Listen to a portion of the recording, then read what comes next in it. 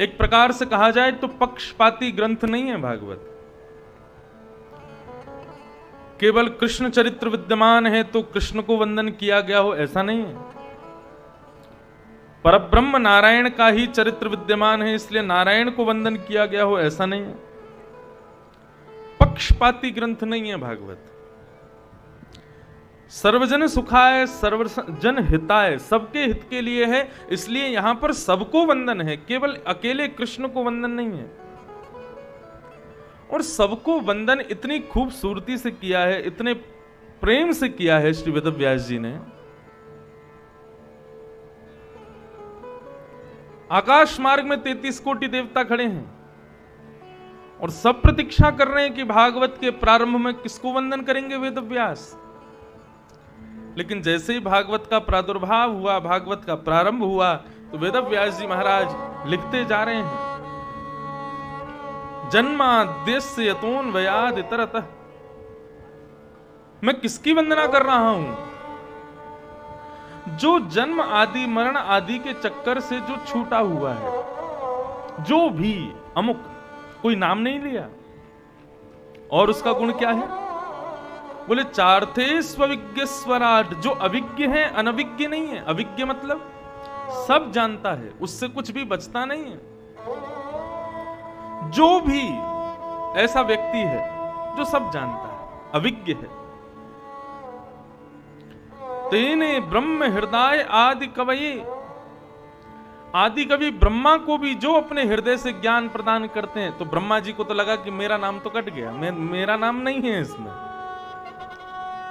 तेने ब्रह्म हृदय आदि कवये, जो आदि कवि ब्रह्मा को भी ज्ञान प्रदान करता है, वो जो भी है। मुह्यन्ति यत् सूरयः, बड़े बड़े देवता भी जिसकी लीला पर, जिसके कथन पर, जिसके चरित्र को देख करके जिस पर मोहित हो जाते हैं। बड़े बड़े देवता मतलब सूर्य, चंद्र, वरुण, वायु, सब समझने लगे कि हमारा नाम भी कट गया है, हमको भी वंदना नहीं की जा रही। पता नहीं किसको वंदन किया जा रहा है यहां पर। जिसका जन्म मरण नहीं होता, जो सब कुछ जानता है, जो ब्रह्मा को भी ज्ञान देता है, जो बड़े बड़े देवताओं को भी मोहित कर लेता है। और तेजो वारी मृदाम यथा विनिमयो, पृथ्वी जल तेज वायु आकाश जिसके वश में है, जो इन पंच तत्वों के वश में नहीं है, जो पंच तत्वों को अपने वश में रखता है, वो जो भी है। यत्रत्र शर्गोमृषा धामना स्वेन सदा निरस्त कुहकम सत्यम परम धीमहि। ऐसा कहते कहते कहते कहते अंत में आकर के कहते हैं, मैं उस परम सत्य को वंदन करता हूं। यहां पर भी नाम नहीं लिया कि किसको वंदन करता हूं, मैं बस उस परम सत्य को वंदन करता हूं। अब यदि कोई देवता नाराज हो जाए कि हे वेदव्यास जी आपने हमारा नाम नहीं लिया, तो वेदव्यास जी के पास देने के लिए उत्तर है, तो इसका मतलब आप अपने आप को परम सत्य नहीं मानते। देवता कहे नहीं हम तो हैं परम सत्य, तो परम सत्य हो तो आपकी ही वंदना है। इस सत्ता में, इस विश्व में, इस त्रिलोक में जो भी परम सत्व है, मैं उसको वंदन करता हूं, मैं उसको नमन करता हूं। यहां पर किसी का नाम नहीं लिया गया और परम सत्य कह करके एक प्रकार से सबको वंदन कर दिया। हाथी के पांव में सबका पांव, सबकी वंदना हो गई। मानस में गोस्वामी श्री तुलसीदास जी महाराज सबको वंदन करते हैं, संतों को वर्णन करते हैं, साधुओं को वर्णन करते हैं, भगवान को वर्णन करते हैं, देवताओं को वर्णन करते हैं, और तो और खलों को वर्णन करते हैं, दुष्टों को वर्णन करते हैं, सबको वंदन करते हैं। वहां वंदना प्रसंग ही इतना बड़ा है, उसको ही करते करते 2 दिन निकल जाते हैं कथा में।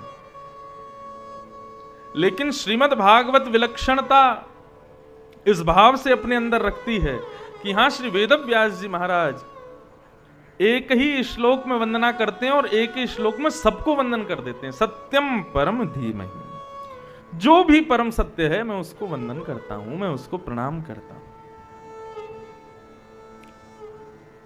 नमन किया। बंधुओं परम सत्य क्या है? सत्य तो सुना था आज तक, ये परम सत्य एक नया शब्द सुनने में आया है। परम सत्य, पहली बात तो सत्य किसे कहते हैं? जो कभी छुप ना सके, जो किसी के रोके से रुक ना सके, वही सत्य है। सत्य का एक स्वभाव होता है, आप कितना भी छुपाने का प्रयास करो, कितना भी रोकने का प्रयास करो, कितना भी दबाने का प्रयास करो, लेकिन सत्य का एक स्वभाव होता है कि वो एक ना एक दिन प्रकट हो ही जाता है। वो परम सत्य भगवान है, उनको हम बारंबार वंदन करते हैं।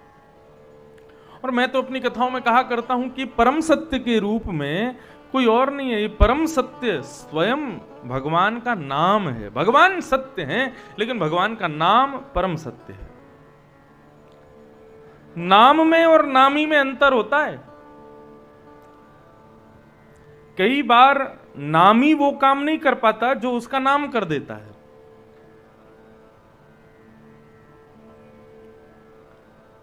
किसी क्षेत्र में आप जाओ और उस क्षेत्र का जानकार व्यक्ति आपके पास आवे, आप उससे कहो कि हम आपके क्षेत्र में जा रहे हैं, हमको ऐसा ऐसा एक काम है, कैसे संभव होगा? बोले मेरा नाम ले देना, मेरी आने की जरूरत नहीं, मेरा नाम ले देना, बस आपका काम हो जाएगा। नाम कई बार मानव से ज्यादा शक्तिशाली होता है। नाम विशेष होता है। कई लोग हमसे भी मिलने आते हैं तो आकर के कहते हैं महाराज जी हम वो आप वहां गए थे ना कथा करने? मैंने कहा हाँ। वहां पर वो मिले थे आपको फलाने नाम के व्यक्ति? मैंने कहा हाँ, हम उन्हीं के चाचा के बेटा की बहू हैं। ऐसे करके लंबा रिश्ता बताते हैं, उनके नाम से जोड़ देते हैं। क्यों नाम से जोड़ देंगे तो महाराज जी थोड़ा अच्छे से मिलेंगे, अच्छे वैसे सबसे अच्छे से मिलते हैं, कोई ऐसी बात नहीं है, लेकिन नाम का प्रभाव कुछ अलग ही रखते हैं लोग। ठीक वैसे ही बंधुओं, ठाकुर जी का नाम वो एक विशेष भूमिका निभाता है। तो यहां जो परम सत्य है जिसकी वंदना की जा रही है, वो एक प्रकार से मैं ऐसा मानता हूं कि ठाकुर जी सत्य हैं, लेकिन श्रीमद् भागवत के प्रथम श्लोक में परम सत्य भगवान के नाम को वंदन किया गया। कलयुग केवल नाम आधारा, क्योंकि कलयुग में भगवान रक्षार्थ नहीं आएंगे। बंधुओं, रावण, कंस आदि जैसे राक्षस आज घर घर में हैं। उस समय पर रावण एक ही हुआ था, उस समय पर कंस एक ही हुआ था, भगवान उसको मारने आ गए। लेकिन आज हर प्रांत में, हर शहर में, हर स्थान पर रावण, कंस जैसी बुद्धि वाले अनेक लोग हैं। कितनों को मारने आएंगे भगवान? इसलिए इस कलिकाल में भगवान ने अपने नाम को भेजा, अपनी कथा को भेजा, अपनी कीर्तन को भेजा। ये नाम, ये कथा, ये कीर्तन वो काम कर देती है जो भगवान प्रकट होके भी नहीं कर पाते। हजारों लोग कथा में आते हैं, हजारों लोग बैठे हों सामने, उन हजारों में 5-10 तो ऐसे बैठे होंगे जिनके हृदय में थोड़ा दैत्य भाव हो, थोड़ा दूषित भाव हो। कथा के माध्यम से व्यास अपने मुख से वाणी रूपी बाण छोड़ता है और सामने बैठे हुए श्रोता के हृदय का दैत्य उसी से मर जाता है, उसी से नष्ट हो जाता है। तो है ना ये भगवान से भी ज्यादा बलवान क्या? भगवान का नाम, भगवान की कथा, भगवान की कीर्ति। तो यहां जो परम सत्य को वंदन किया जा रहा है, ये परम सत्य कौन है? ये परम सत्य भगवान का नाम, भगवान की कथा ही परम सत्य है। हम उसको वंदन करते हैं। हम ठाकुर जी का प्रत्यक्ष दर्शन नहीं कर पाते, लेकिन कथा श्रवण करने से ठाकुर जी का अनुभव जरूर हो जाता है। ठाकुर जी का अनुभव जरूर कर लेते हैं। रात्रि में रासलीला हो रही थी, कल मैं भी आया था, बहुत देर तक बैठा, पूरी दिन बैठा, 12 बजे तक बैठ करके दर्शन करके गया। एक प्रत्यक्ष ठाकुर जी की लीला, ओहो! अंत में तो जब चतुर्भुज रूप नारायण जब प्रकट हुए, इतना सुंदर स्वरूप हमारे ब्रजमंडल में, मुकुट धारण, वैसे तो बालक भगवान का ही स्वरूप है, लेकिन वो मुकुट पहन ले तो पूरे भगवान हो जाते हैं। हमारे यहां ब्रजमंडल में रास में ठाकुर जी का स्वरूप धारण करने वाले जो बालक हैं, उनके पैर वंदन किए जाते हैं। लोग वृंदावन में जब रासलीला होती है, अपने अपने घरों से सामान बना के लाते हैं। बोले किस लिए? ठाकुर जी को अपने हाथ से पवाएंगे। रासलीला के बाद जब रास पूरा हो जाता है, ठाकुर जी भीतर बैठे होते हैं, तो लोग जा जाकर अपने हाथ से खिलाते हैं, ठाकुर जी हम अपने घर से हलवा बना के लाए। तो उनकी भाव ये नहीं रहती कोई बालक कृष्ण बनाए, हमारे ब्रजमंडल के लोगों का भाव है ये ठाकुर जी ही हैं, और उनको अपने हाथ से पवाते हैं और फिर उनका झूठा भोजन स्वयं कर लेते हैं, ऐसी भावना रखते हैं।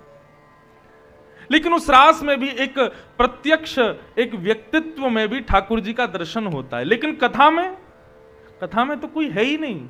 लेकिन फिर भी ये कथा ऐसी है कि इसके श्रवण करते करते करते अपने आप ही थोड़ी बहुत देर में ये मंच अंतर ध्यान हो जाएगा, व्यास दिखने बंद हो जाएंगे, जो व्यास कथा सुना रहा है वो लीला दिखने लग जाती है, उस लीला का दर्शन प्रकट हो जाता है। अभी तो कथा शुरू ही नहीं हुई, अब होगी तो देखिएगा, कईयों को अनुभव होगा कि हमारे सामने लीला चल रही है, ठाकुर जी ऐसे कर रहे हैं, ठाकुर जी ये लीला कर रहे हैं, वो सबका दर्शन होगा। इसलिए हम इस कथा को वंदन करते हैं, इस परम सत्य कथा को प्रणाम करते हैं, क्योंकि इसकी वजह से ठाकुर जी का साक्षात्कार हमें होता है। ऐसे प्रथम श्लोक में परम सत्य को वंदन किया, सत्यम परम धीमहि। श्रीमद् भागवत के द्वितीय श्लोक में विषय, अधिकारी, संबंध और प्रयोजन, ये 4 बातें बताई गई। बहुत ध्यान से सुनिएगा। सबसे पहला, भागवत का विषय क्या है? तो धर्म प्रोजित कैतवोत्र परमो निर्मत्सराणां सता वैद्यं वास्तवमत्र वस्तु शिवदं तापत्रयोन्मूलनम्। श्रीमद्भागवते महामुनिकृते किं वा परेश्वरः सद्यो हृद्यवरुध्यते प्रकृतिभिः शुश्रूषुभिः तत्क्षणात्। भागवत का दूसरा श्लोक। सबसे पहली बात, भागवत का विषय क्या है? क्यों सुनी जाती है भागवत की कथा? इसका विषय क्या है? तो धर्म प्रोजित कैतवोत्र परमो, भागवत का विषय है कि भैया धर्म करने वाला व्यक्ति, कर्म करने वाला व्यक्ति अब कथा सुनने के बाद परम धर्म करने लग जाए, यह भागवत का विषय है। भागवत के सानिध्य में आने वाला, इस पंडाल में आने वाला, कथा के सन्मुख बैठने वाले व्यक्ति के हृदय में परम धर्म करने की इच्छा प्रकट हो। आप कहो धर्म क्या है, परम धर्म क्या है, ये परम धर्म नया, इसमें इसका मतलब क्या है? परम धर्म और धर्म में अंतर समझो।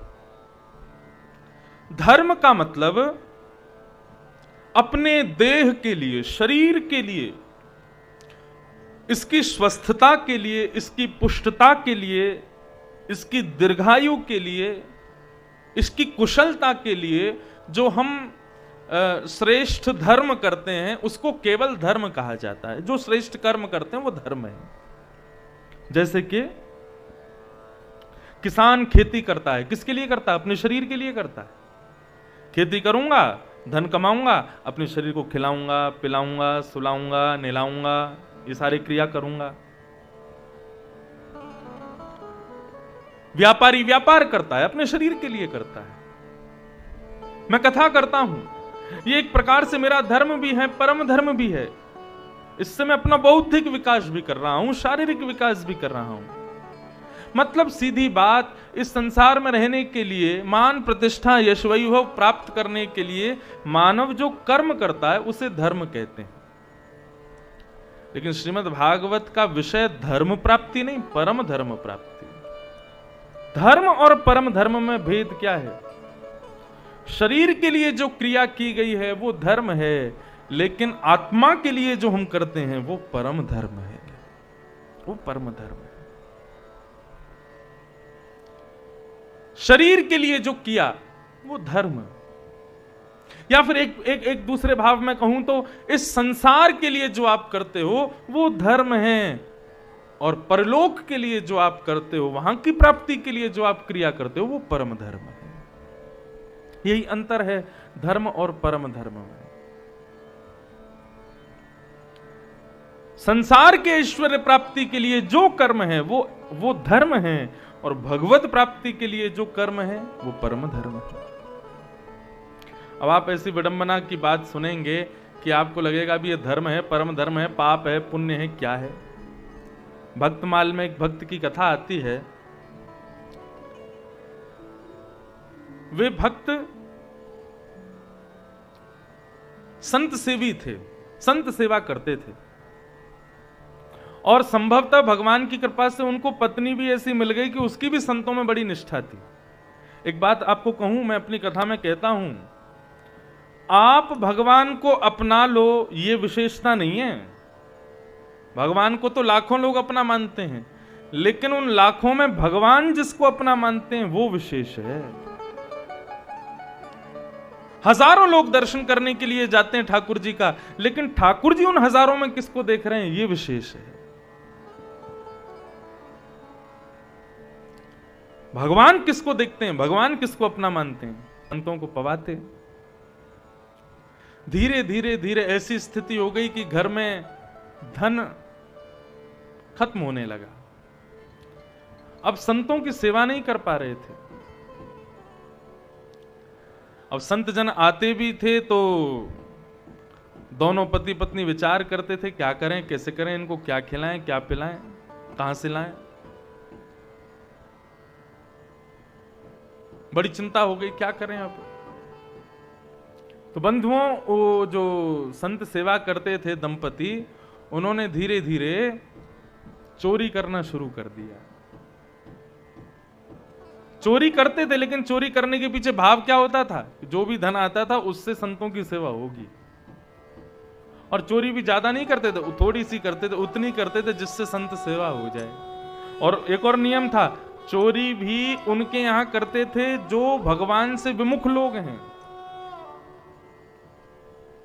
जैसे सब्जी मंडी गए, वहां पर कोई सब्जी खरीदने आ गई हो तो उसका देखते थे इसके गले में माला है कि नहीं है, नीचे करो भैया थोड़े, रहने दो, मत छेड़ो, ठीक है। कथा में मन लग जाए बस, फिर इसको नीचे ही कर दो भैया, तो इतनी आवाज हो रही है।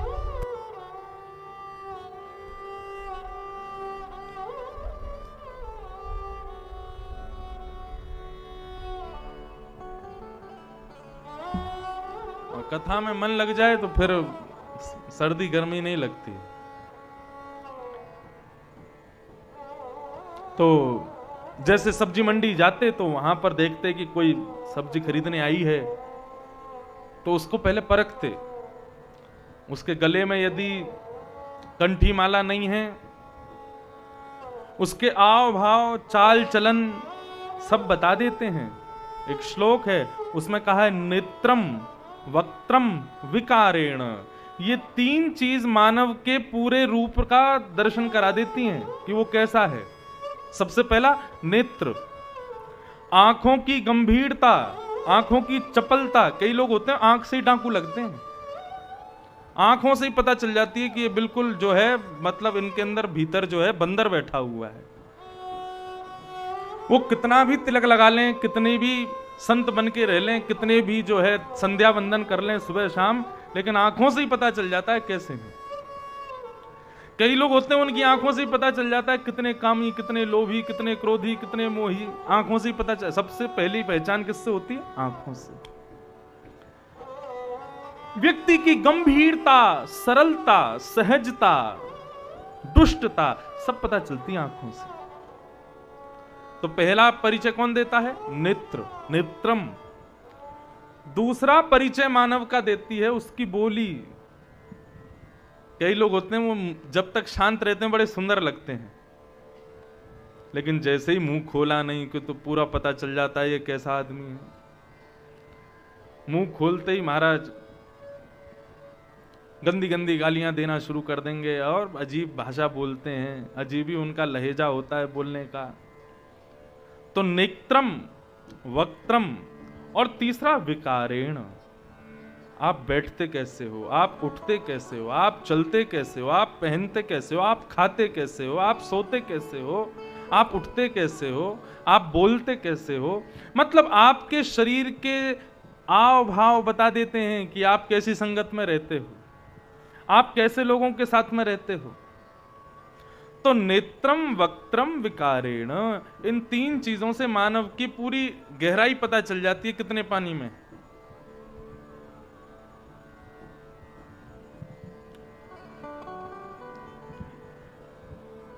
तो ये दोनों दंपति जाते थे और जाकर के देखते थे, आंखों में यदि गंभीरता नहीं है, बोली में सहजता सरलता नहीं है, और शरीर का चाव चलन अच्छा नहीं है, गले में कंठी माला नहीं है, समझ जाते थे कि ये भगवत विमुख व्यक्ति, इसी के यहां चोरी करनी है।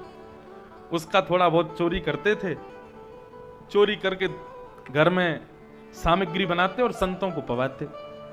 बताओ, ऐसी भक्ति संतों के प्रति। एक दिन महाराज गलती से एक भक्त के यहां थोड़ी सी चोरी कर ली, चोरी हो गई। बाद में उनको जब पता चला कि हमने किसी भक्त के यहां चोरी कर ली तो फिर बड़े निराश हो गए, बोले नहीं, ये काम अच्छा नहीं है, हम चोरी नहीं करेंगे। पत्नी बोली फिर संत सेवा कैसे होगी? बोले वो तो करनी है, क्या करें। ठाकुर जी से जा जा करके प्रार्थना करने लगे, हम भूखे रह जाएं, हम भूखे मर जाएं, लेकिन हमारे पूरे गांव में या इस मार्ग से जो भी संत जाते हैं वो हमारे यहां जरूर आते हैं, ये जान करके कि यहां संत सेवा होती है। लेकिन यदि हम संत सेवा नहीं कर पाएंगे तो कैसे चलेगा प्रभु। एक दिन बड़े हताश उदास हो गए, चोरी भी नहीं कर पा रहे थे। इतने में ही द्वारिकाधीश के मन में विचार आया, बोले संतों की कितनी सेवा करता है, चोरी तक कर देता है संतों की सेवा के लिए, आओ चलो आज इसको आनंद दे करके आऊं, अपना दर्शन दे के आऊं। सोई महाराज द्वारिका में बैठे हुए द्वारिकाधीश ने अपना श्रृंगार किया, नकली मूछ लगा ली, बढ़िया गले में सोने जवाहरात हीरे मोती सब पहन लिए, सिर पर एक स्वाफा बांधा, उस स्वाफे में भी मोती की लड़ बांध ली, और हाथ में सोने के कड़ूला पहन करके, यहां पर किताब दबा करके, और बिल्कुल मुनीम बन करके जैसे कोई व्यापारी हो, व्यापारी जैसा श्रृंगार किया। लेकिन खूब धनवान व्यापारी जैसे दिख रहे थे ठाकुर जी। मुंह में लगाया एक पान, होठ बिल्कुल रच गए लाल लाल, गले में खूब सारे आभूषण पहन लिए, हाथों में कड़ूले, पैरों में कड़ूले, और महाराज चांदी की लाठी लेकर के ठाकुर जी बिल्कुल सेठ साहूकार बन करके और जाने लगे। लक्ष्मी जी बोली कहां जा रहे हो? बोले एक भक्त पर कृपा करने जा रहे हैं। लक्ष्मी बोली मैं भी चलूं? आप इतने सुंदर बन के जा रहे हो, ऐसे ऐसे बढ़िया व्यापारी बन के जा रहे हो, तो मैं भी तो देखूं आपकी लीला, मैं भी चलूं? भगवान बोले चलो। लक्ष्मी जी भी एक सेठानी बन करके जा रही हैं। वो एक मार्ग पर दोनों दंपति बैठे थे और भगवान से प्रार्थना कर रहे थे, हे प्रभु कृपा करो, संतों की सेवा कैसे करें हम। तभी ठाकुर जी सेठ का रूप धारण करके वहां से गुजर रहे थे, उसके सामने से जाने लगे, और भगवान भी जगह जगह पूछते पाछते उसी के पास पहुंचे, अरे भैया हम व्यापारी हैं दोनों पति पत्नी, इस नगर से वो दूसरा नगर जो है वहां जाना चाहते हैं। तो इन्होंने कहा चले जाओ, हमसे क्या पूछ रहे हो? बोले नहीं, हम चाह रहे हैं, हम दोनों पे बहुत सारे भैया सोने चांदी हीरे जवाहरात हैं, इनको पहन करके जाएंगे, किसी ने लूट लिया तो आप क्या चाहते हो? बोले यदि कोई हमारा रक्षक बन के चले और हमको बीच का जंगल पार करवा के पल्ली तरफ छोड़ दे तो हम उसको थोड़ा बहुत धन दे देंगे। तो उस भक्त ने विचार किया कि भाई धन तो फिर हमें मिल जाएगा, तो हम संतों की सेवा करते हैं। तो उसने कहा आप एक काम करो, मैं आपको छोड़ाऊंगा दूसरे नगर तक, लेकिन धन पहले देना पड़ेगा क्योंकि मेरी पत्नी यहीं रुकेगी। भगवान ने उसको धन दे दिया, वो सारा धन उसने अपनी पत्नी को दे दिया। बोली देवी जाओ, इससे जितनी सामग्री आ जाए खरीद करके बढ़िया पकवान बनाने शुरू करो, मैं इनको पल्ली तरफ छोड़ के आता हूं। ठीक है। अब ठाकुर जी सेठ बन के, रुक्मणी जी ठकुरानी बन करके, सेठानी बन करके जा रहे हैं, और वो भक्त उनको जंगल पार करवा के दूसरे नगर लेके जा रहा है। अब ठाकुर जी कभी अपनी हीरे की अंगूठी को दिखावें, कभी कानों के कुंडल को ऐसे सहलावें, कभी अपनी छड़ी की बार बार उसको चमकाने की कोशिश करें। उनको देख देख उस भक्त के मन में आवे, कहीं अगर मैं ये रख लूं और मैं ये छुड़ा लूं इनसे तो इतना धन आ जाएगा कि कम से कम नहीं तो 5-6 साल तक चोरी करने की जरूरत नहीं है, संतों की खूब सेवा हो जाएगी। यदि इन दोनों दंपतियों को अच्छे से लूट लिया जाए तो भैया बहुत वर्षों तक संत सेवा हो सकेगी। तभी उसने देखा तो ठाकुर जी ने अपने आंख भी बदल रखी थी, अपने बोलने का तरीका भी थोड़ा असहज कर रखा था, जिससे इसको पता चले कि ये वैष्णव नहीं है। उनकी चाल ढाल, चाल चलन, बोलन सुन करके उस भक्त ने सोचा कि ये वैष्णव तो नहीं है, इनकी चोरी की जा सकती। वो तुरंत दोनों को उसने पकड़ लिया और ठाकुर जी के हाथ में जो छड़ी लग रही थी वो छड़ी ठाकुर जी से छिना ली और छिना करके बोला कि अपने जितने भी तुमने आभूषण गले में पहने, कानों में कुंडल पहने, जो कुछ भी है सब उतार उतार करके धर दो यहाँ पे। ठाकुर जी बोले हमने तेरे पे विश्वास किया कि तू हमको जंगल पार करवाएगा और तू ही लुटेरा निकला, तू ही लूटमार कर रहा है। बोले ज्यादा बातचीत मत करो मुझसे, क्योंकि आपकी ज्यादा बातचीत करूंगा और आप ज्यादा मेरे सामने रोओगे, गिड़गिड़ाओगे तो मुझे दया आ जाएगी। भक्त है ना, मेरे से ज्यादा बातचीत मत करो, दोनों को पीटूंगा, चलो उतारो अपने सारे आभूषण। भगवान ने अपना मुकुट उतार दिया, अपने कानों के कुंडल उतार दिए, गले के आभूषण उतार दिए, पैरों के सब आभूषण, हाथों के कड़ूला आदि सब उतार के दे दिए। भक्त विचार करने लगा बहुत है, इतने को बेच करके कम से कम नहीं तो 2 साल की सामग्री तो आ ही जाएगी संतों की सेवा के लिए। लेकिन तभी उसके मन में विचार आया, बगल में सेठानी जी खड़ी हैं, यदि इनके आभूषण भी चोरी कर लिए जाएं तो 5-10 वर्ष के तो सामग्री आ ही जाएगी। अरे भक्त कब तक तू चोरी करता रहेगा, आज इतना अवसर, शुभ अवसर भगवान ने दिया, एक संग चोरी कर ले, चल सबरी। लक्ष्मी जी के पास गया, बोले तुम भी उतारो, सब कुछ उतारो। सब कुछ उतार के लक्ष्मी जी ने दे दिया, लेकिन एक अंगूठी हाथ में फंसी रह गई। लक्ष्मी जी बोली देखो तुमने सब तो ले लिया, ये भी अंगूठी बहुत ज्यादा टाइट है, ये निकल नहीं रही है, इसको छोड़ दो हमारे पास, कुछ तो रहने दो। उसने कहा अरे तुम तो दूसरी और ले लोगी, इतने पहन के चल रही हो तो घर में ना जाने कितना रखा होगा। इतना पहन के एक नगर से दूसरे नगर कोई जाता है? तो इसका मतलब ये तो तुम्हारे साधारण आभूषण है, तुम्हारे घर पे तो बहुत सारा धन होगा, तुम तो जाके फिर से बनवा लोगी, पहन लोगी, लेकिन तुम्हारी ये अंगूठी, इसको बेचूंगा तो 1 वर्ष की सामग्री आएगी संतों को खिलाने के लिए, इसको कैसे छोड़ दूंगा। आप तो लक्ष्मी जी का हाथ पकड़ करके जोर से खींचने लगा, लक्ष्मी जी को दर्द होने लगा। भगवान से बोली कुछ करो, इसको दर्शन दो जल्दी। तभी ठाकुर जी अपने रूप में प्रकट हो गए और प्रकट होकर के उस भक्त को अपने हृदय से लगा लिया। भक्त ने कहा प्रभु आप मुझे क्षमा कर दो प्रभु, मैं चोरी करता हूं, मैं डकैती डालता हूं, लेकिन इसका मतलब मैं अपने घर के भरण पोषण का कार्य नहीं करता। मैं चोरी के पैसे से कभी भी अपनी पत्नी को या स्वयं को भोजन नहीं कराता। चोरी करके जो भी धन आता है उससे सामग्री खरीदता हूं, संतों को खिलाता हूं, फिर संतों का जो झूठन बचता है, जो उनका उच्छिष्ट बचता है, उसको मैं और मेरी पत्नी पाते हैं। प्रभु क्षमा कर देना। भगवान ने उसको हृदय से लगाया, बोले तेरी संतों के प्रति जो निष्ठा है उसको देख करके मैं अति प्रसन्न हुआ, अब तुझे कुछ करने की जरूरत नहीं है।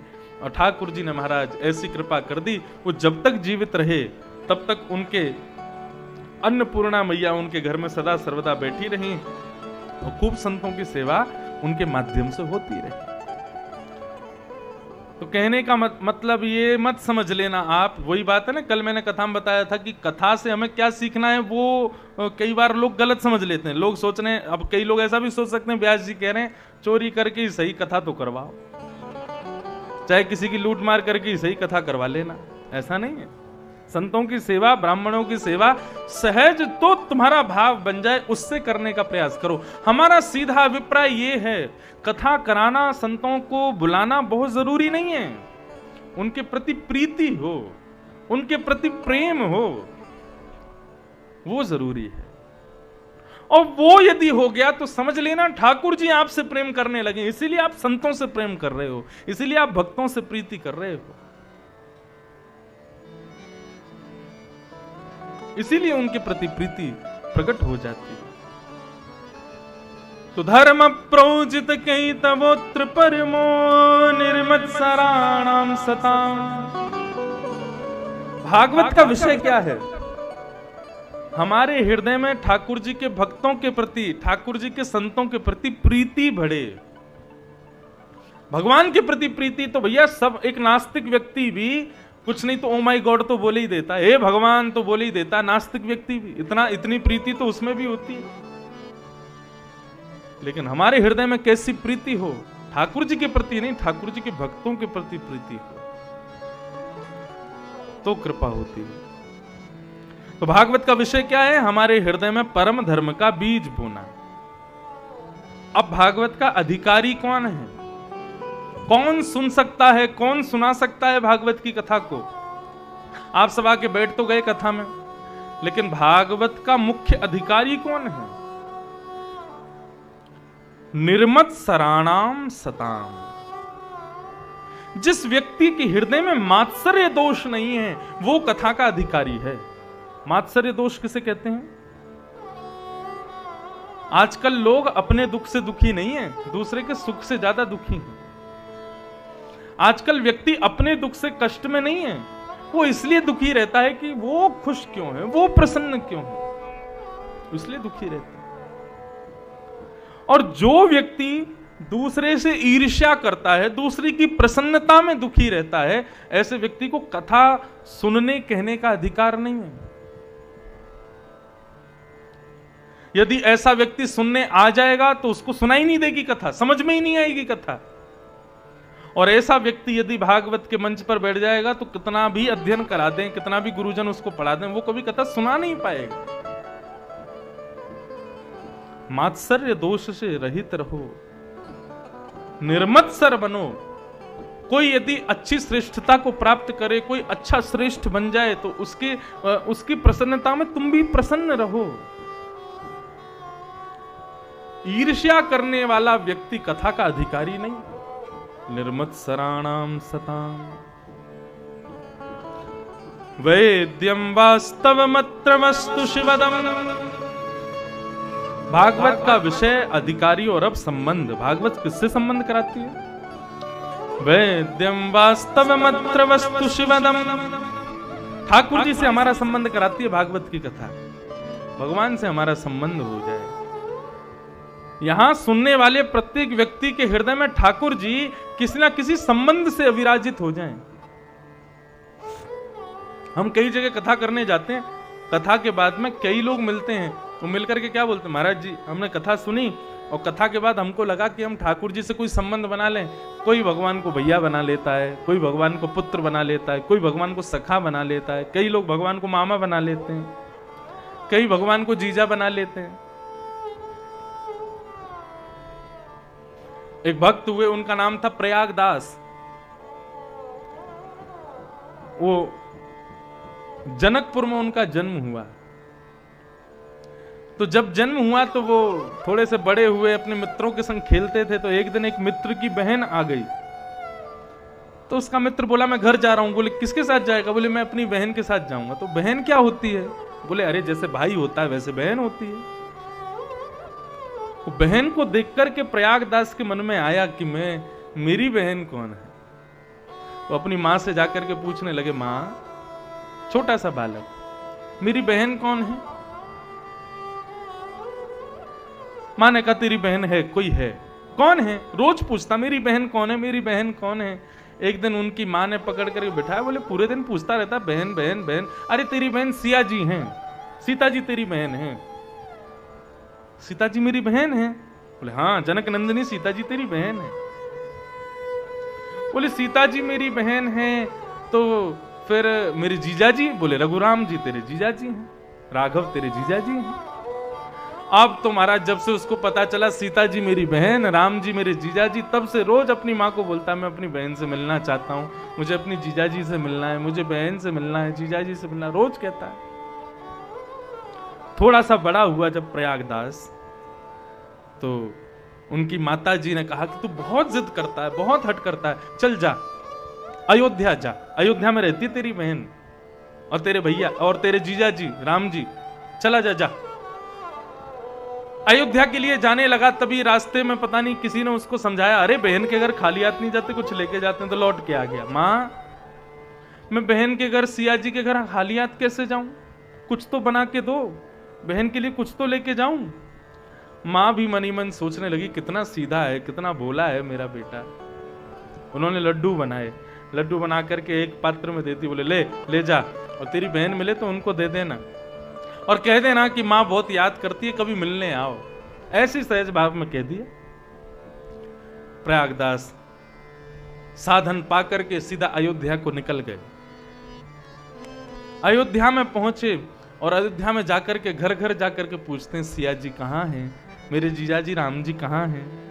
सब उनकी बातें सुनकर के हंसने लगे। बोले अच्छा तेरी बहन है सिया जी? बोले हाँ मेरी बहन है। और राम जी तेरे जीजा जी? बोले हाँ। बोले तूने शादी में आकर के कुछ किया था क्या, कन्यादान वगैरह? बोले नहीं, मेरा तब जन्म नहीं हुआ था जब उनकी शादी हुई थी। तेरे माता पिता ने किया था? बोले नहीं, मेरे माता पिता का भी जन्म नहीं हुआ था जब मेरी बहन की शादी हुई थी। और इतने सीधे, इतने सहज सिया जी को अपनी बहन मानते। सब हंस रहे थे उनकी बातों पर। 2 दिन हो गए अयोध्या में घूमते घूमते एक वृक्ष के नीचे बैठ गए और बैठ के मन में सोचने लगे, बहन ये कैसी नगरी तेरी? दुनिया के भाई अपनी बहन के यहाँ जाते हैं, बहन उनके लिए 56 भोग बनाती है, उनकी पूरी खातिरदारी करती है, मेरे भाई आ रहे होंगे। तू कैसी बहन है और ये तेरा कैसा ससुराल? तेरा भाई इतने साल बाद मिलने के लिए, पहली बार अपनी बहन से मिलने के लिए आया यहाँ पर, कोई मुझे तेरा सही पता नहीं बता रहा, सब मुझसे सुनकर के हंस रहे हैं कि तू मेरी बहन है, ये कैसा संबंध मेरा तेरा? ऐसा कहकर के प्रयागदास जी रुदन करने लगे। तभी उनको वन में दिखा, सामने से एक श्वेत हाथी आ रहा है, सफेद हाथी, और उस सफेद हाथी के ऊपर स्वर्ण जटित सिंहासन है, और स्वर्ण जटित सिंहासन पर रघुराम जी और सीता जी बैठे हुए उसके पास आ रहे हैं, उसके समीप आ रहे हैं। जैसे ही वो हाथी सामने आकर के खड़ा हुआ, ऊपर की ओर देखने लगा और देख करके बोला, आप जरूर मेरी बहन सिया जी और मेरे जीजाजी राम जी हैं। इतने में ही हाथी बैठ गया, दोनों उतर करके आए, आकर के प्रयागदास को अपने हृदय से लगाया। सीता जी अपने साथ खूब सारी सामग्री लेकर के आई थी, वो सामग्री को वहीं खोल करके अपने हाथों से अपने भाई को खिलाने लगी। प्रयागदास के नेत्र सजल हो गए, आनंदित हो गए, इस कृपा का अनुभव करने लगे। तत्पश्चात खूब देर बैठे रहे और बैठने के बाद में फिर एक पात्र लिया और कहा, बहन ये माँ ने आपके लिए बना के भेजा है और माँ प्रतीक्षा कर रही है कि आप कब आओगे उनसे मिलने। सीता जी उसके उस प्रेम भाव में, उसके उस सहज भाव में इतनी मोहित हो गई, इतनी आनंदित हो गई, इतनी ज्यादा उत्साहित हो गई, भैया मैं शीघ्र आऊंगी, आप जाकर के माँ को बता देना। और ऐसा कहकर खूब देर रह करके साथ में रघुराम जी और सिया जी उस पुनः अपने आसन पर बैठ करके हाथी के साथ पुनः लौट के चले गए। प्रयागदास लौट करके आया, घर पर आकर के नृत्य करने लगा, नाचने लगा, गाने लगा, आनंदित होने लगा। मैया ने पूछा, अरे इतना नाच क्यों रहा है, क्या हो गया? अयोध्या गया था, क्या देख करके आया? उसने कहा, माँ मैं बहन से मिलके आया, सिया जी से मिलके आया, जीजाजी राम जी से मिलके आया, उन्होंने अपने हाथों से मुझे 56 भोग खिलाए, मैंने आपके बनाए हुए लड्डू भी उनको प्रदान किए, पूरी बातें बताने लगा। माँ को लगा ऐसे साधारण किसी घर के परिवार के किसी व्यक्ति ने और अपने आप को सिया जी राम जी बता के इससे सेवा ले ली होगी, अब ये बेचारा इसको कहां मिलेंगे राम जी और सीता जी। परंतु जैसे ही उसने वर्णन किया कि मां एक श्वेत हाथी पर बैठकर के स्वर्ण जड़ित सिंहासन पर बैठकर के दोनों पधारे, जब ये बात सुनी तो ये बात सुनकर के उनके मन में आया कि मेरा पुत्र झूठ नहीं बोल सकता, निश्चित इसको दर्शन हुए होंगे। जब रूप का वर्णन किया, दोनों से उत्पन्न होने वाली सुगंधी का वर्णन किया, उन सब भावों का वर्णन करते हुए प्रयागदास ने बताया, माँ मेरी बहन ने जो प्रसाद मुझे पवाया उसमें से थोड़ा मैं बचा के लाया हूं आपके लिए, आप भी पाके देखो। वो थोड़ा सा प्रसाद जैसे उस माँ ने पाया, उसका स्वाद लेते ही वे अंतर्ध्यान, मतलब जैसे अपने अंतर्निष्ठ भाव में प्रवेश कर गई हूं, और तभी उनके नेत्र बंद हुए। नेत्र बंद होते ही श्री रघुनाथ जी और किशोरी जी का अंतर हृदय में दर्शन होने लगा।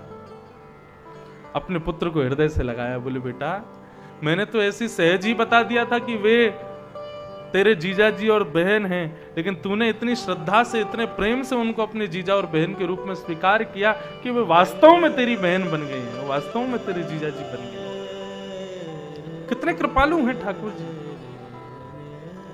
भागवत का यही उद्देश्य है। यहां आने वाले, इसको श्रवण करने वाले व्यक्ति के हृदय में ठाकुर जी के प्रति संबंध प्रकट हो।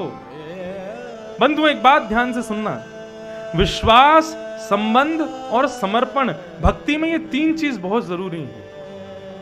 पहला तो भगवान पे विश्वास करो।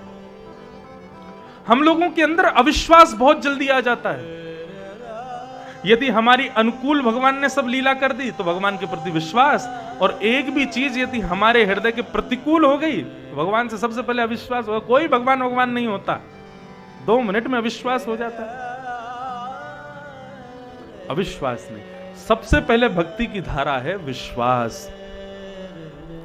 भक्ति की दूसरी धारा है भगवान से कोई संबंध बनाओ।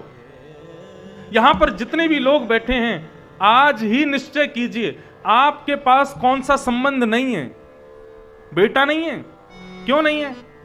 हुआ नहीं, इसलिए नहीं है। बेटा इसलिए नहीं है क्योंकि ठाकुर जी कह रहे हैं मैं ही तेरा बेटा हूं, मैं किसी और को नहीं भेजूंगा, तू मुझे ही पुत्र मान। बेटी नहीं है तो किशोरी जी ने बेटी इसलिए नहीं दी कि किशोरी जी चाह रही हैं तू मुझे ही बेटी मान। भगवान जीवन में जिस वस्तु का अभाव देते हैं ना, उस अभाव के स्थान पर भगवान को ही विराजमान कर दो। और सबसे ज्यादा अभाव किसका है? सबसे ज्यादा अभाव है सखा। हमारे मित्र नहीं मिलते आजकल। भगवान को अपना मित्र मानो, भगवान को अपना सखा मानो। लोग मुझसे पूछते हैं महाराज जी हमको क्या नियम करना चाहिए, हम रोज सुबह उठ के क्या कैसे पूजा करें, कैसे? कुछ मत करो, एक चीज मान लो बस। क्या? जैसे हम अपने अति प्रिय से अपने मन की सारी बात कहते हैं ना, कुछ मत करो, कोई वंदना नहीं, कोई स्तुति नहीं। अपने घर के ठाकुर जी के संग कमरे में बिल्कुल चटकनी लगा के अकेले बैठ के, और जैसे हम किसी अपने से बात करते हैं ना, ऐसे ठाकुर जी से चर्चा करो। घर के कुछ लोग 2-4 दिन आपको पागल कहेंगे, घर के कुछ लोग आपको 2-4 दिन कहेंगे इसकी बुद्धि फिर गई है, भगवान से बात करते हैं अकेले में। लेकिन बंधुओं आप रुकना मत, आप चूकना मत, आप करते रहना। ठाकुर जी से रसिक प्रीतम हित चित्त की बातें गिरधारी जी सो कहिए। ये भक्ति का सिद्धांत है। अपने चित्त की बातें, अपने मन की बातें, अपने हृदय की बातें ठाकुर जी से कहो, ठाकुर जी को सुनाओ। कुछ अच्छा होवे तो सुनाओ, कुछ बुरा होवे तो सुनाओ। 1 दिन, 2 दिन, 3 दिन, 1 महीना, 1 साल, 2 साल, 3 साल, 5 साल। कभी तो ऐसा होगा कि जब तुम बोलोगे तो सामने से ठाकुर जी प्रति उत्तर देंगे, ठाकुर जी भी बोल पड़ेंगे। जब तक ऐसी स्थिति ना हो जाए कि आपके ठाकुर जी आपको प्रत्युत्तर ना दें, आपके ठाकुर जी आपसे संवाद ना करें, तब तक भक्ति कहां की हमने, तब तक कथा कहां सुनी हमने। मैं बताऊं, मेरे भी छोटे से ठाकुर जी हैं, गिरधर लाल, बड़े प्रसिद्ध हैं महाराज, लोग खूब दर्शन करने आते हैं। उनका बहुत सुंदर उत्सव होता है हर वर्ष। अगले वर्ष उनका उत्सव 11 से 17 जनवरी श्री अयोध्या में है। हर वर्ष नई नई जगह होता है। और उत्सव अगली साल कहां होगा ये हम 4 जगहों के नाम पर्ची में लिख करके ठाकुर जी के चरणों में छोड़ देते हैं। और उत्सव के अंतिम दिन जो संत पधारते हैं उनसे कहते हैं एक पर्ची उठाओ। वो जो पर्ची उठाते हैं, जो निकल के आता है, तो हम सोचते हैं हमारे ठाकुर जी यहीं जाना चाहते हैं, वहीं उत्सव होता है। तो अगले वर्ष का उत्सव 11 से 17 जनवरी 2023 अयोध्या में है।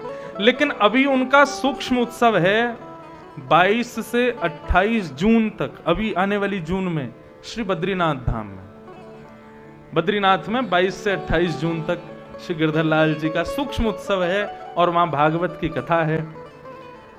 22 से 28 जून देश विदेश के कई लोग वहां पहुंच रहे हैं। आप जबलपुर वासी, जबलपुर से भी कई लोग जा रहे हैं। अभी 5-6 दिन पहले मेरी कथा पूरी हुई, यहाँ पास में दमोह, वहां दमोह में भी कथा थी, वहां के भी कई लोग पहुंच रहे हैं। तो जबलपुर के भी जो लोग जाना चाहते हैं बद्रीनाथ, वो लोग हमारे पंडित जी से किसी से पूछ लेना कि हम कैसे पहुंचना है, क्या करना है। सब लोग बद्रीनाथ पहुंचो। आपको 21 जून की शाम तक बद्रीनाथ पहुंचना है। फिर 21 की रात से लेकर के और 28 के दिन तक हमारी व्यवस्था वहां सब रहेगी। सबके रहने खाने की व्यवस्था, कथा की व्यवस्था, वहां भ्रमण आदि तो सब अपने आप ही करते हैं, दर्शन आदि सब अपने आप करते हैं, लेकिन खूब आनंद आएगा। आस्था पर उसका विशेष प्रसारण भी है। ब्रजवासी जीजा जी हैं हनुमान जी के ब्रजवासियों से बड़ा प्रेम करते हैं सब इस नाते से, क्योंकि श्री यमुना जी उनकी गुरु बहन हैं और यमुना जी हमारी बहू हैं।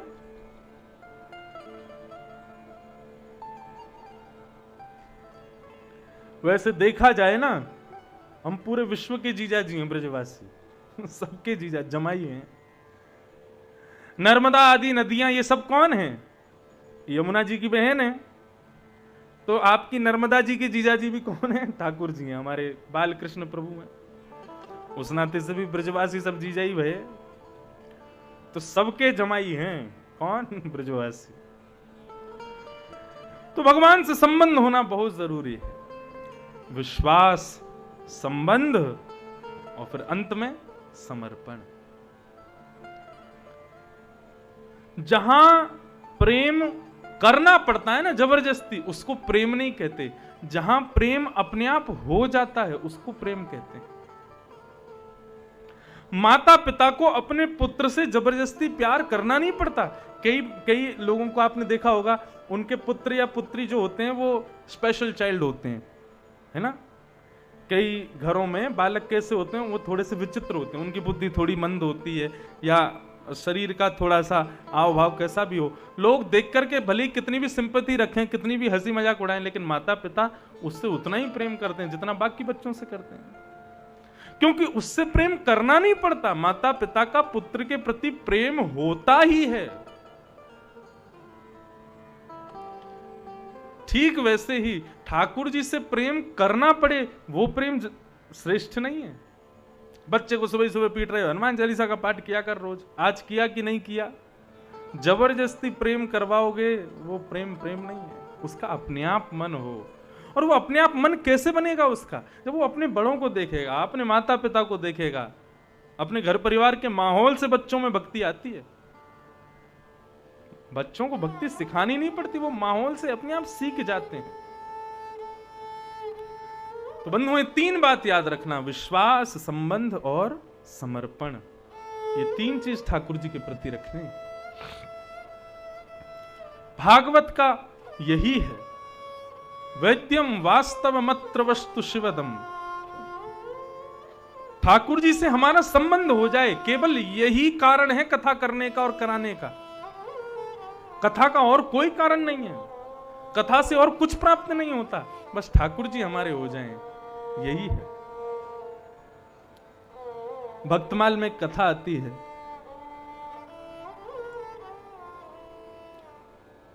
एक डाकू था, उसका नाम था गोवर्धन डाकू। गोवर्धन डाकू, वो गोवर्धन डाकू डकैती डालता था, चोरी चकारी उसका काम था।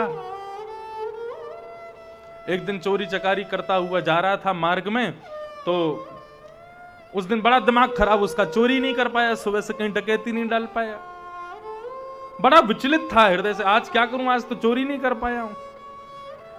तभी मार्ग में एक जगह कहीं कथा चल रही थी, ऐसी हमारी आपकी जैसी कथा चल रही थी। तो कथा में आकर के वो डाकू बैठ गया। वो डाकू जैसे ही बैठा तो व्यास जी वहां पे ठाकुर जी का वर्णन कर रहे थे। कैसा वर्णन कर रहे थे? बोले, नन्हे से बाल कृष्ण प्रभु और गैया चराने के लिए जा रहे हैं। गैया चराने के लिए जा रहे हैं, कैसे लग रहे हैं?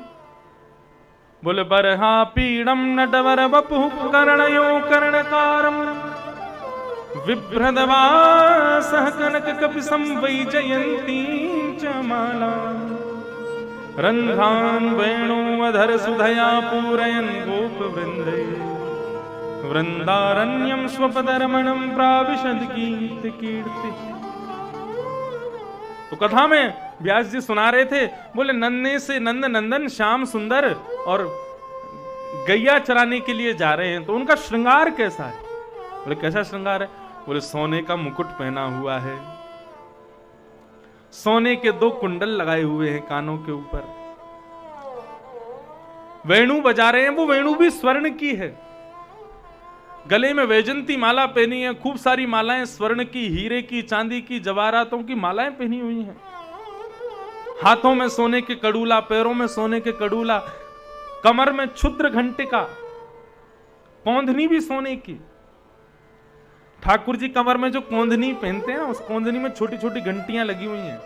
जब ठाकुर जी चलते हैं तो कमर जब मटकाते हैं तो घंटियां धीरे धीरे बजती हैं।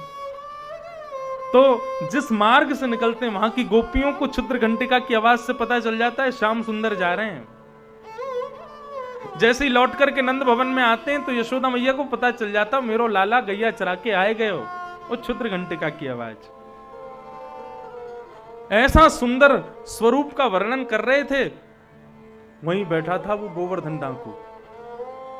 अब वो ठाकुर जी के स्वरूप पर मोहित नहीं हो रहा, वो ये सुन रहा था सोने का मुकुट, सोने की वंशी, सोने के कुंडल, हीरे के गले में जवाहरात और गले में जो है आभूषण, हाथों में सोने के कड़ूला, पैरों में सोने के कड़ू, वंशी भी सोने की। बोले भैया ये बाबा बड़ो काम को कथा कर रोका है, इसको जाकर के पकड़ो, इससे पूछो ये जिसके बारे में बता रहा है वो कहां मिलेगा। इसको चोरी कर लिया, इसको लूट लेंगे तो इसको लूटने से तो भैया बहुत दिन का कोटा पूरा हो जाएगा। व्यासपीठ पे पहुंच गए। बोले बाबा अभी उतर, ये जिसके बारे में तुम बता रहे हो कथा में, इससे मिलवाओ मुझे, कहां रहता है ये, इसका आता पता बताओ। सोने के कुंडल पहनता है, सोने के जवाहरात पहनता है, सोने की बंसी बजाता है, सोने के सब काम इससे ही मिलना है मुझको तो। व्यास जी बोले कथा तो पूरी करने। बोले नहीं अभी बताओ, कथा बता छोड़ो, मुझे बताओ कहां मिलेगा ये।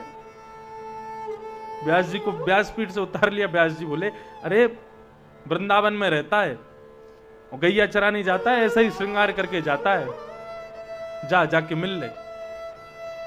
और उस गोवर्धन डाकू के हृदय में कोई ठाकुर जी के प्रति ऐसी प्रीति वाली बात नहीं थी।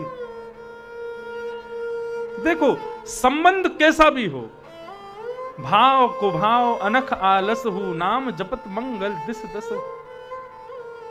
गोपियों ने ठाकुर जी को प्रेम से भजा, कंस ने ठाकुर जी को क्रोध से भजा। कल रात में रासलीला का दर्शन करने आया था, ओहो इतना सुंदर कंस का आनंद आ गया देख करके।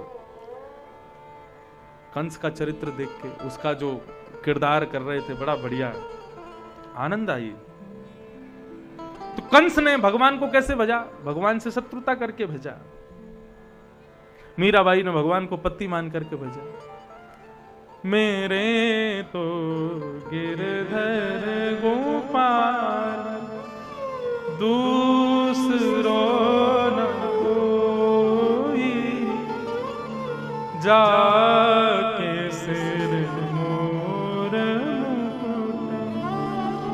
मेरो पति सोई। मीराबाई ने पति माना।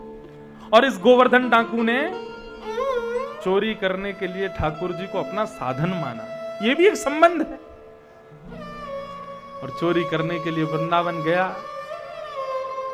अब तो खोज रहा है, ढूंढ रहा है कहां मिलेगा सोने की बंशी, सोने के। अब तो उसके वही चल रहा है कि इसको लूटना है कैसे भी। इतने में ही 3.5-4 वर्षीय नन्हे से कन्हैया गले में सोने की माला पहने, अपने कमर पर क्षुद्र घंटिका बांधे और बंशी हाथ में लिए, कानों में कुंडल पहने, बिल्कुल जैसा श्रृंगार व्यास जी ने वर्णन किया ठाकुर जी वैसा श्रृंगार करके एक गली से उसके सामने आ गए। छोटे से ठाकुर जी व्यास जी से सब पूछ के गया था। छोटा सा बालक है, गैया चराता है, क्या खाता? बोले माखन मिश्री खाता। तो माखन मिश्री भी लेके गया था। उसको माखन मिश्री खिला के प्रलोभन देके उसका सब छीन लूंगा मैं। ठाकुर जी के सामने माखन मिश्री धर दी, ले खा ले। भगवान बोले ऐसे खवा रहो जैसे कोई गैया भैंस से खवा रहो। अरे भैया छोटे बालक हैं, गोद में लेके खिलाए हो जावे। और डाकू उसको क्या पता बालकों से प्रेम कैसे करते हैं, वो तो चाह रहा है कैसे भी पकड़ में आवे। खूब देर ठाकुर जी के संग लीला हुई। अंत में उसने सब छोड़ा। बोले कि एक काम कर, तू अब बहुत देर हो गई, ये जितना तूने आभूषण पहना उतार करके सब दे। भगवान बोले कुछ नहीं दूंगा, मैं सब जानता हूं, तू मुझे ठगने आया, चोरी करने आया, लूटने आया है। जैसे ही उसने डंडा घुमाया ठाकुर जी की तरफ, ठाकुर जी ने डंडा पकड़ करके छिना लिया। गोवर्धन डाकू भगवान के पीछे भाग रहा है, भगवान आगे आगे भाग रहे हैं, भगवान को लूटने भाग रहा है। अंत तो गत्वा, जैसे ही भगवान का स्पर्श उसने किया, स्पर्श करते ही रोम रोम प्रफुल्लित हो गया, रोंगटे खड़े हो गए, नेत्रों से अश्रुधार बहने लगी, उसकी मति बदल गई। जो दूषित मति थी, वो जो कुमति थी, वो सुमति हो गई। नेत्र बंद करके थोड़ी देर वहीं रुदन करता रहा। थोड़ी देर बाद जब नेत्र खोल करके देखा तो ठाकुर जी के आभूषणों से प्रलोभित नहीं हुआ, ठाकुर जी के सुंदर नेत्रों से, ठाकुर जी की सुंदर मुस्कान से, ठाकुर जी की सुंदर चाल से, ठाकुर जी के सुंदर स्वरूप पर मोहित हो गया, चरणों में झुक गया। बोले प्रभु अपनी शरण में ले लो मुझे। किसी भी भाव से सही ठाकुर जी का चिंतन यदि आपने किया ना, तो चिंतन करते करते करते करते ठाकुर जी के हो ही जाओ। श्रीमद् भागवत में दत्तात्रेय ने 24 गुरु बनाए, उनमें एक गुरु का नाम है भृंगी कीट। एक कीड़ा होता है भृंगी कीट, अब पता नहीं शायद वही होता होगा। आपने अब कई बार घरों में देखा होगा, छोटे छोटे मिट्टी के घर बने रहते हैं कोने में, कभी दीवार पे दिखेंगे, कभी कहीं दिखते हैं, उनमें छोटे छोटे होल होते हैं। तो भृंगी कीट जो होता है छोटे छोटे कीड़ों को पकड़ करके लाता है और उस अपने मिट्टी के घर में छोटे से में उनको डाल देता है, बार बार जाकर के उस कीड़े को डराने का प्रयास करता है। तो भृंगी कीट को देख देख करके जो कीड़ा उस मिट्टी के अंदर होता है वह भी भृंगी कीट बन जाता है। इस प्रकार से भृंगी कीट का वंश आगे बढ़ता है। तो एक कीड़े को बार बार देख करके उसका अनुगमन करके छोटा कीड़ा वही बन जाता है जिस कीड़े को वो देख रहा है। हम ठाकुर जी का अनुगमन करेंगे, ठाकुर जी का स्मरण करेंगे, ठाकुर जी के नहीं हो पाएंगे। विश्वास, संबंध और समर्पण, इन 3 चीजों को याद रखो। भागवत का यही सिद्धांत है। भागवत कराने से और कुछ प्राप्त नहीं होगा, केवल श्याम सुंदर प्राप्त होंगे, केवल ठाकुर जी प्राप्त होंगे। और इसी उद्देश्य से कथा करानी चाहिए। हमारे यादव परिवार को एक बात मैं कह दूं, यदि कोई ऐसा विचार करता है कि कथा कराने से हमारे पितृ मुक्त हो जाते हैं, हमारे प्रेमी जन जो हमें छोड़ के चले गए वो कथा कराने की वजह से मुक्त हो जाएंगे, ऐसी बात नहीं है। कथा कराने के बाद वे मुक्त होंगे ये जरूरी नहीं है। यदि किसी परिवार के हृदय में कथा कराने की इच्छा प्रकट हो जाए तो इच्छा प्रकट होने मात्र से समझ जाना पितृ मुक्त हो गए। जिनके पितृ मुक्त हो जाते हैं उन्हीं के हृदय में इच्छा प्रकट होती है कि हम कथा करवाएं। तो ये पितृ मुक्त होने का ही फल है कि आप कथा करवा रहे हो। भागवत का यही उद्देश्य है, कृष्ण प्राप्ति हो। इस प्रकार भागवत का 2 श्लोक कहा गया। 3 श्लोक में व्यास कैसा हो उसके बारे में बताया। निगम कल्प तरोर्गलितम फलम सुख मुखादमितद्रवशयुतम पिबत भागवतम रसमालयम मुहुर्हो रसिका भुवि भावुका। वेद रूपी कल्प वृक्ष का पका हुआ फल है श्रीमद् भागवत। निगम कल्प तरोर गलितम फलम और सुख मुखाद अमृत द्रव्य संयुतम। सुखदेव जी के मुख लग जाने से अमृत तुल्य हो गई है भागवत की कथा। पिबत भागवतम रसमालयम, इस भागवत की कथा को सुनने मत आया करो, पीने आया करो। पिबत भागवतम रसमालयम, कानों में भर भर के इस कथा को पियो। पिबत भागवतम रसमालयम मुहुर्हो रसिका भुवि भावुका। हे रसिकों, इस कथा को पियो, पीने से ही कल्याण होगा। इस प्रकार भागवत के 3 श्लोकों में मंगलाचरण किए गए और फिर गुरु वंदना की गई। यम प्रव्रजन्तमनुपेतमपेत कृत्यम द्वैपायनो विरह कातर्याजुहाव पुत्रेति तन्मयतया तर्वोऽभिनेदु तम सर्वभूत हृदयं मुनिमानतोष। श्री सुखदेव जी को ही गुरु मान करके गुरु जान करके वंदन किया।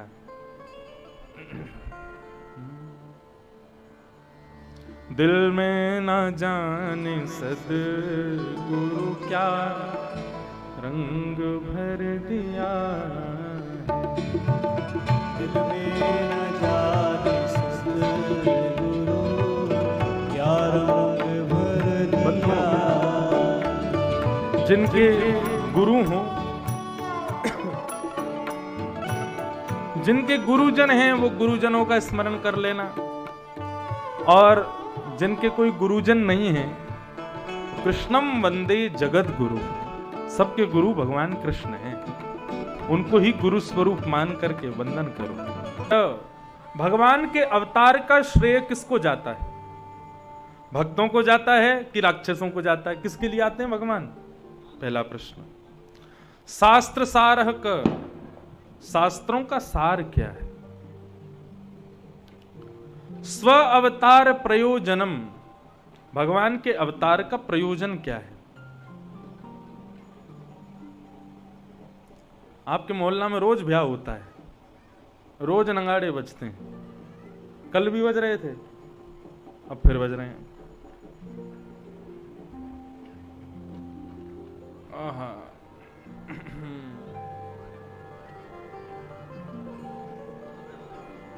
हैं? डेली बज रहे हैं। हाँ, कह रहे हैं ब्याही इतने हो रहे हैं। लॉकडाउन में बेचारे कई लोगों के हुए नहीं ना, तो सब लगे अब लाइन से करने में। तो किम श्रेय, भगवान के अवतार का श्रेय किसको जाता है? शास्त्रों का सार क्या है? भगवान के अवतार का प्रयोजन क्या है? भगवान करते क्या है? किम कर्म के अवतारश्च, भगवान के अवतार कितने होते हैं? कोई 10 कोई बताता है, कोई 24 बताता है, कोई अनंत बताता है। और अंतिम प्रश्न, धर्म कम शरणम गतः, भगवान चले गए तो भगवान के जाने के बाद धर्म किसकी शरण में गया, हमें बताओ।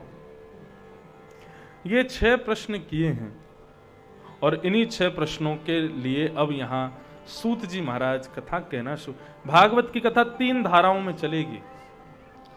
सूत सौनकादि ऋषियों का संवाद, परीक्षित और सुखदेव संवाद, मैत्री मुनि और विदुर संवाद।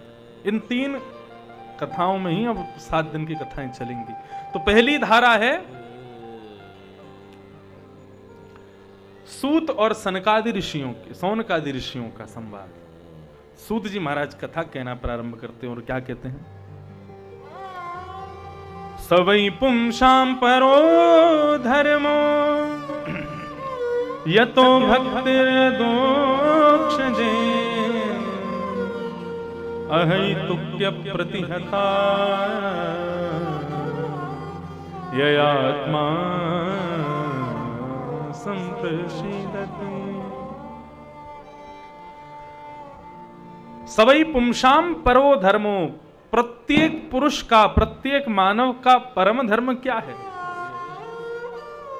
यतो भक्तिर अदोक्षजे, बहुत ध्यान से सुनिएगा।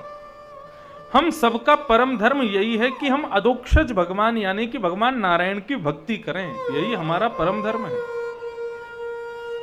और कैसी भक्ति करें? बोले अहैतुकी भक्ति। अहैतुकी भक्ति किसे कहते हैं? जो भक्ति कभी भी टूटे ना, कभी खंड हो ना, जिसका एक बार भगवान से जब जुड़ जाए तो अनवरत वो लगी रहे, कभी हमारी लागी भगवान से कभी टूटे ना, उसे कहते हैं अहैतुकी भक्ति। मतलब एक प्रकार से हमने एक बार किसी से संबंध बनाया तो जीवन पर्यंत फिर उसी का ही संग करें। ऐसे ही ठाकुर जी की भक्ति जब प्रारंभ करी तो जीवन पर्यंत ठाकुर जी के ही रहें, इसे कहते हैं अहैतुकी भक्ति। भगवान की ऐसी अहितुकी भक्ति करें, यही मानव का परम धर्म है, भगवान की अहितुकी भक्ति। धर्मः स्वनिष्ठितः पुंसां विश्वक्सेन कथासु यः नोत्पादयेदधिरतिं श्रम एव हि केवलम्। हमारे द्वारा किए गए व्रत अनुष्ठान भगवान ने स्वीकार किए, हमको कैसे पता चले? लोग यज्ञ करते हैं, अनुष्ठान करते हैं, तीर्थ यात्रा करते हैं, परिक्रमा करते हैं, नदियों में स्नान करते हैं, इतना सारा पुण्य का क्रम करते हैं। इन पुण्यों से भगवान प्रसन्न हुए हैं ये हमको कैसे पता चले? तो देखो यहां पर कितनी अच्छी बात बताई है। बोले यदि भगवान विश्वक्सेन कथा सुयः, भगवान की कहीं कथा चल रही हो, आप जाकर के उस कथा में बैठ जाएं और उस कथा में आपका मन लगने लग जाए, कथा सुनने में आपको रुचि लगने लग जाए, कथा सुनने में आपको अच्छा लगने लग जाए, तो समझना आपके द्वारा किए गए व्रत, अनुष्ठान, तीर्थ यात्रा, जप, नियम जो कुछ भी हैं सब ठाकुर जी ने स्वीकार कर लिए। यदि कथा में रति नहीं है, कथा में मन नहीं लग रहा है, तो माफ कीजिएगा, आप कितना भी कुछ भी करते रहो, आपके द्वारा किए गए व्रत अनुष्ठानों को ठाकुर जी ने स्वीकार नहीं किया। कई लोग होते हैं उनकी सब में रति, लेकिन कथा में रति नहीं होती। उनसे यज्ञ करवा लो, हवन करवा लो, ये करवा लो, वो करवा लो, संत सेवा करवा लो, आदि आदि सब। अच्छा, वो सब भी जो वो लोग करते हैं ना, जिनकी कथा में रति नहीं होती, बाकी सब काम करते रहते हैं, ऐसे लोगों के बाकी सब क्रिया भी भाव से नहीं होती है, वो केवल दिखावे के लिए है, या कुभाव से है, या किसी और भाव से। भगवत कथा में जो प्रीति है, वो प्रीति इस बात को दर्शाती है कि आपकी छोटी से छोटी सेवा ठाकुर जी ने स्वीकार की है। इसलिए भगवत कथा के प्रति प्रीति जगाओ, क्योंकि यहां प्रीति आपके चाहने से नहीं जगेगी, ठाकुर जी की इच्छा से जगती है, ठाकुर जी की इच्छा से प्रकट होती है प्रीति। तो कथा में जो प्रीति है, यही आपके व्रत अनुष्ठानों का स्वीकारीकरण है भगवान के द्वारा। धर्मस्य यापवर्गस्य नार्थोऽर्थायोपकल्पते, धर्मस्य यापवर्गस्य, धर्म जो है वो अपवर्ग है, पवर्ग नहीं है। हिंदी वर्णमाला के पवर्ग शब्द कौन कौन से होते हैं? प, फ, ब, भ, म, ये पवर्ग शब्द हैं। लेकिन धर्म कैसा है हमारा? बोले अपवर्ग है। ध्यान से सुनिए, इन पवर्ग के स्थानों पर कभी भक्ति नहीं करनी चाहिए, और पवर्ग के स्थान पर जो भक्ति करता है उसकी भक्ति श्रेष्ठ नहीं मानी जाती। कैसे? प, फ, ब, भ और म, ये 5 पवर्ग शब्द होते हैं। पवर्ग के स्थान पर भक्ति मतलब प यानी पाप, पाप करने के बाद जो भगवान को याद करते हैं, अरे प्रभु हमसे पाप हो गया, हे संकट मोचन भगवान हमारे पाप को दूर करो, हमसे बहुत बड़ा अपराध हो गया। पाप के बाद जो भगवान, पाप करने के बाद जो भगवान के मंदिर जाते हैं, ऐसे लोगों की भक्ति श्रेष्ठ नहीं मानी जाती। पाप नहीं होता तब नहीं जाते, जब पाप हो जाता है, आत्मग्लानि होती है, तब भगवान के पास जाते हैं। तो प से पाप, फ से फल, फल की प्राप्ति के लिए जो भगवान की प्राप्ति करना चाहते हैं, किसी फल की इच्छा से जो भगवान के सन्मुख जाते हैं, हे प्रभु हमको ये मिल जाए, वो सुख संपत्ति घर आवे, कष्ट मिटे तन का, ओम जय जगदीश हरे। जो फल की प्राप्ति के लिए भगवान के सानिध्य में जाते हैं, ऐसे लोगों की भक्ति भी श्रेष्ठ नहीं मानी जाती। भगवान के सामने तो बिना किसी कामना के जाना चाहिए। तुच्छ, कुछ और सब कुछ, 3 बात। हमारे से जो मांगने आता है, कभी हम गाड़ी में जा रहे हो, रेड लाइट पर रुक जाएं तो 2-4 लोग आ जाते हैं, भैया कुछ दे दो। तो जो भीख मांगते हैं, उनसे हम उनको क्या देते हैं? तुच्छ वस्तु देते हैं। मांगने वाले को तुच्छ दिया जाता है, और ना मांगने वाले को, लेकिन सेवा जो करता है, उसको कुछ दिया जाता है, कुछ अच्छा दिया जाता है। हमारे घर में जो सेवा कर रहे हैं, हमारे ऑफिस में जो सेवा कर रहे हैं, उनको होली दिवाली पे हम कुछ देते हैं। मांगने वाले को तुच्छ, सेवा करने वाले को कुछ, और अपने बेटा अपनी बेटी को सब कुछ दे देते। उसको मांगने की जरूरत नहीं, हम वैसे ही उसको सब कुछ दे देते। यही सिद्धांत अप्लाई होता है भगवान के दरबार में। कोई कुछ मांगने जाता है तो ठाकुर जी तुच्छ देते हैं। कोई ठाकुर जी की सेवा करता है, कोई ठाकुर जी के सुंदर मंदिर में ये काम करवा दिया, ऐसी सेवा कर दी, संत सेवा कर दी, भगवान उसको कुछ देते हैं। और ठाकुर जी के सामने जाकर दोनों भुजा उठा के कहे तू मेरा मैं तेरा, ठाकुर जी उसको सब कुछ दे देते, खुद को भी दे देते हैं, मैं भी तेरा ही हूं, सब कुछ। ये तुच्छ कुछ सब कुछ हमेशा याद रखना।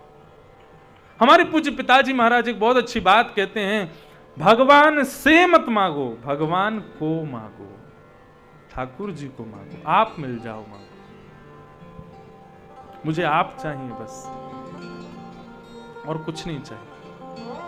हम भगवान से भगवान को छोड़ करके सब कुछ मांग लेते हैं, भगवान कोई नहीं मांगते। महाभारत का युद्ध जब सुनिश्चित हुआ, दुर्योधन और अर्जुन दोनों द्वारिकापुरी गए। भगवान ने दोनों से कहा भैया क्या बात है, कैसे आए? बोले महाभारत युद्ध होने वाला है कौरव पांडवों के बीच में, बताओ आप किसके पक्ष में रहोगे? भगवान बोले ये तो बड़ी विडंबना की बात है, मैं कैसे कहूं मैं किस पक्ष में रहूंगा? तुम दोनों ही मेरे प्रेमी हो, तुम दोनों ही मेरे भाई हो, किसका पक्ष लूं मैं? दुर्योधन बोला ये तो आपके ऊपर निर्भर करता है कि आप किसके पक्ष में जाना चाहते हो, बहुत ध्यान से सुनिएगा।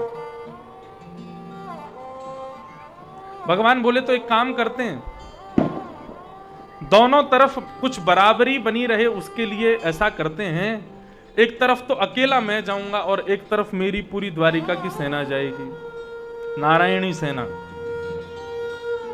और मैं तो एक प्रतिज्ञा धारण करता हूं, मैं जिस पक्ष में जाऊंगा ना, मैं हाथ में शस्त्र नहीं उठाऊंगा, मैं बिना शस्त्र के जाऊंगा जिस भी पक्ष में जाऊंगा, और मेरी सेना सशस्त्र जाएगी। जैसे ये बात कही तो दुर्योधन ने कहा तो तुमको ले जाके क्या आरती करूंगा फिर मैं? एक तो अकेले जाओगे, ऊपर से शस्त्र भी नहीं उठाओगे, वहां क्या दिन रात आपकी आरती करेंगे? युद्ध से पहले एक बार आरती, युद्ध के बाद एक बार आरती। ये सब करने के लिए थोड़ी लेके जाना है आपको। भगवान बोले भैया यही है, एक पक्ष में हम रहेंगे, एक पक्ष में हमारी सेना। दुर्योधन बोला मुझे आपकी सेना चाहिए, मुझे सेना दे दो। दुर्योधन सेना ले गए, अर्जुन के पक्ष में भगवान आ गए। अर्जुन जब दुर्योधन चला गया उठ करके, तो भगवान अर्जुन से बोले मूर्ख, तेरी वजह से मैंने कितनी व्यवस्था की, क्योंकि ये कौरव तो पहले से ही चाह रहे थे कि मैं इनके पक्ष में जाऊं, तो मैंने ऐसी व्यवस्था की कि मैं हाथ में शस्त्र नहीं उठाऊंगा, अकेला जाऊंगा, दूसरी तरफ सेना जाएगी। तो मैं तो ये सोच के ये सब कर रहा था कि तू मेरी सेना मांग लेगा तो तुम्हारे पांडवों के पास थोड़ा बल तो आ जाएगा, और मैं कौरवों के पास चला जाऊंगा, शस्त्र ही नहीं उठाऊंगा, बैठा बैठा केवल युद्ध देखूंगा। कम से कम युद्ध थोड़ा बहुत जीत के आसपास तो तुम पहुंच जाते यदि मेरी सेना ले लेते तो। अब मुझे ले लिया, अब ना चाहते हुए भी मैं तेरे पक्ष में आऊंगा और हाथ में शस्त्र भी नहीं उठाऊंगा, अकेला आऊंगा। फंस गया तू। अर्जुन मुस्कुराया बहुत जोर से, बोले प्रभु आपको ना एक गलतफहमी हुई है क्या? आपसे ये किसने कहा कि मैं आपको मांगने आया था? भगवान बोले तो वो तो मुझे पता है, तू मुझे मांगने नहीं आया, लेकिन मुझसे मांगने तो आया था। बोले आपसे भी मांगने नहीं, ना तो आपको मांगने आया था, ना आपसे कुछ मांगने आया था, ना तो मुझे सेना चाहिए और ना आप चाहिए। भगवान बोले तो फिर क्यों आया? अर्जुन ने तुरंत भगवान के चरण पकड़े, अपना सिर भगवान के चरणों में रख करके बोला मैं खुद को देने आया था, हे प्रभु मुझे रख लो अपने पास। ये महाभारत का युद्ध होने वाला है, मेरी क्षमता नहीं कि मैं आपको ले जा सकूं, मेरी क्षमता नहीं कि आपकी सेना को ले जा सकूं, मैं प्रभु खुद को देने आया हूं कि हे प्रभु अब युद्ध होने वाला है, आप मेरे ऊपर आ जाइए, मेरा हाथ पकड़ लीजिए और मुझे बताइए मैं क्या करूं, मुझे रख लीजिए अपने पास। उसकी इस बात को सुनकर के ठाकुर जी के नेत्र सजल हो गए। बोले अर्जुन तेरी भक्ति ने लूट लिया मुझे। हम लोग गलती क्या करते हैं, ठाकुर जी से मांग लेते हैं और ठाकुर जी से सब कुछ मांगने की कोशिश करते हैं। मांगना है तो ठाकुर जी को मांगो, और नहीं भी मांगना हो खुद को ठाकुर जी को दे दो। अपने ऊपर जिम्मेवारी क्यों लेते हो अपनी? ठाकुर जी पे सौंपो। मेरा सुमिरन हरि करे मैं पावा विश्राम, ऐसी स्थिति करो अपनी। ठाकुर जी को चिंता हो हमारी, हम क्यों चिंता करें हमारी?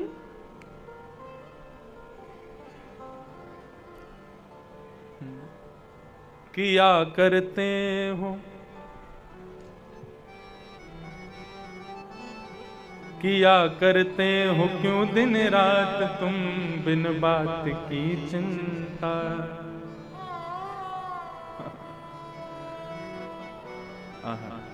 हमारे साथ हैं भगवान, हमें किस बात की चिंता।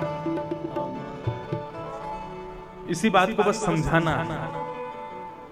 किया करते हो क्यों दिन रात तुम बिन बात की चिंता।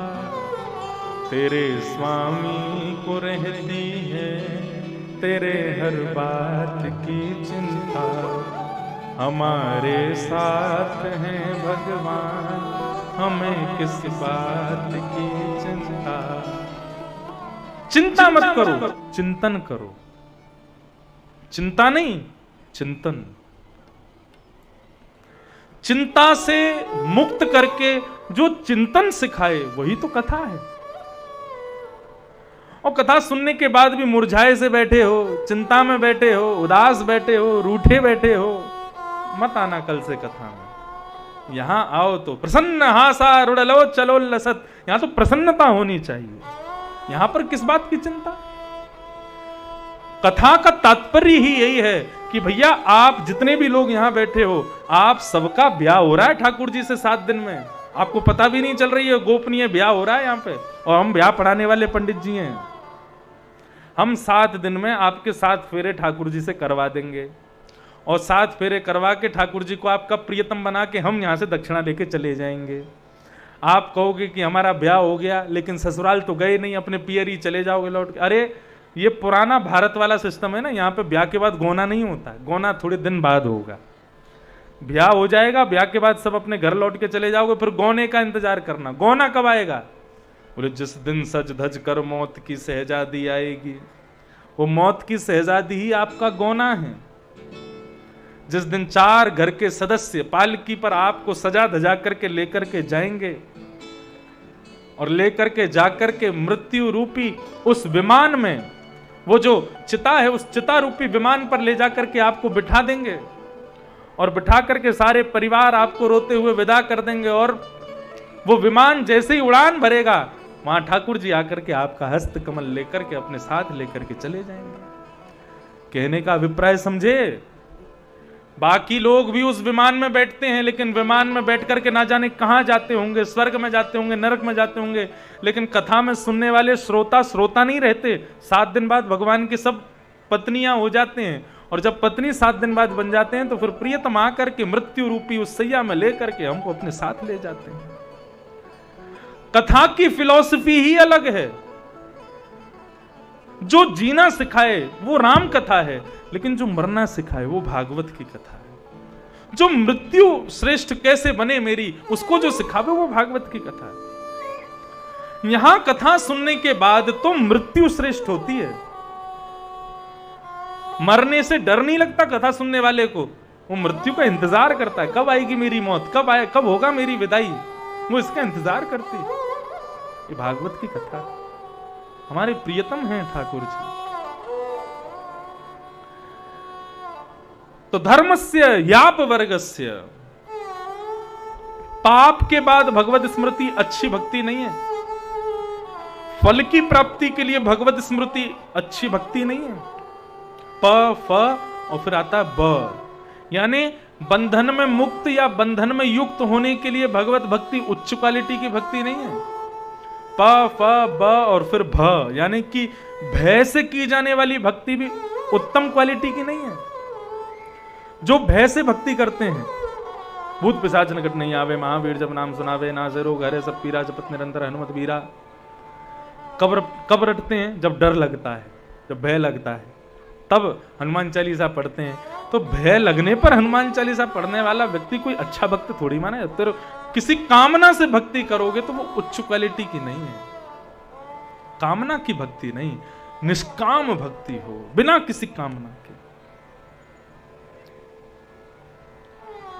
भय से मुक्त कराने के लिए भगवत स्मृति नहीं। प फ ब भ और म, मृत्यु जब समीप आती है, मृत्यु जब होने वाली होती है, उस समय पर जब भगवत स्मृति करते हैं तो वह भी उत्तम क्वालिटी की नहीं मानी जाती, वह भी श्रेष्ठ क्वालिटी की नहीं मानी जाती। अकाम निष्काम भक्ति हो ठाकुर जी की, वो श्रेष्ठ भक्ति का प्रकार है।